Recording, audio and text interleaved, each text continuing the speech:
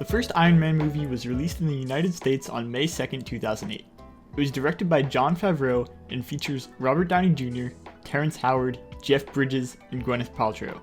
The release of Iron Man marked the start of the now extremely popular Marvel Cinematic Universe. I was 4 years old when this movie was released, and I was not into superheroes at all as a kid, so I never got around to watching it. I decided to watch Iron Man for my first review because I wanted to see what made the MCU so popular. Other than knowing the names of some heroes, my Marvel knowledge is pretty limited, so I went into this experience almost completely blind. Tony Stark, genius, billionaire, and CEO of Stark Industries, is captured by terrorists in Afghanistan. After narrowly escaping death, he builds his first weaponized iron suit in order to escape. When Stark returns home, he works on improving the suit and uses it to fight evil. My expectations for Iron Man were somewhat high, and I'm really happy that they were met. The actors were really good in my opinion. Specifically, Robert Downey Jr. did an excellent job capturing all the sides of Tony Stark's personality. I had no idea that Downey Jr. struggled with substance abuse and therefore was a risky hire for Marvel Studios. That risk definitely paid off because he fit the role perfectly, and today, he's synonymous with the character of Tony Stark. I really enjoyed how the story of Iron Man felt like it could happen in real life despite it being a superhero movie.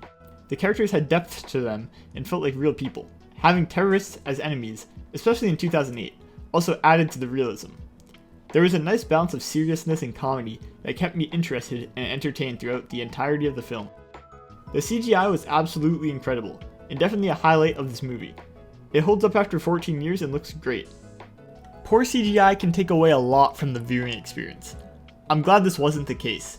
It helps to create so many cool action scenes and enhances Iron Man a lot. The music, composed by Ramin Djawadi, was great too.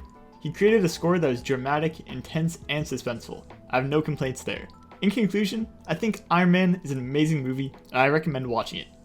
Even if you don't consider yourself a superhero person, I think Iron Man is worth giving a shot. I can't really think of anything bad to say about this movie. Iron Man has me really excited to continue watching the MCU. If you liked this video, consider leaving a like and subscribe for more weekly reviews. Have a movie you want to see reviewed? Leave a comment down below. That's it for me. See you next time.